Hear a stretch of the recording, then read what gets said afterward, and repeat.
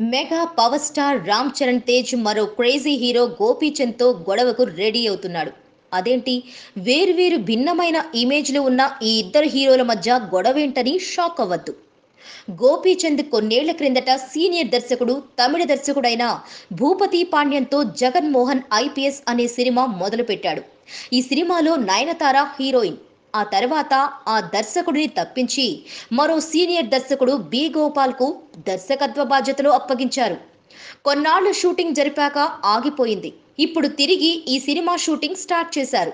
ఇక త్వరలోనే ఈ సినిమాను ప్రేక్షకుల ముందుకు తెస్తున్నారు. ఈ సినిమాకు బల్లెం అని గోపీచంద్కు ఉన్న 0 సెంటిమెంట్ ప్రకారం టైటిల్ కూడా మార్చారు. ఇక ఈ సినిమా ఫస్ట్ లుక్ దీపావళికి రిలీజ్ చేసి నవంబర్లో ఆడియో, డిసెంబర్ 3వ వారంలో బల్లెం సినిమాను రిలీజ్ చేస్తున్నారు. ఇక డిసెంబర్ 3వ వారంలోనే చెర్రీ తాజా చిత్రం ధృవ సైతం ప్రేక్షకుల ముందుకు రానుంది. ఈ సినిమాపై భారీ అంచనాలున్నాయి. ఇలా ఒకే వారంలో ఈ ఇద్దరు తమ సినిమాలతో బాక్సాఫీస్ వద్ద పోటీ పడుతూ బాక్సాఫీస్ పోరును రసవత్తరంగా మార్చేస్తున్నారు. ఇక గోపి కొత్త సినిమా ఆక్సిజన్ నవంబర్లోనే ప్రేక్షకుల ముందుకు రానుంది. కాబట్టి రాబోయే 2 నెలల్లో 2 సినిమాలతో పలకరిస్తున్నాడన్నమాట గోపీచంద్. Please subscribe.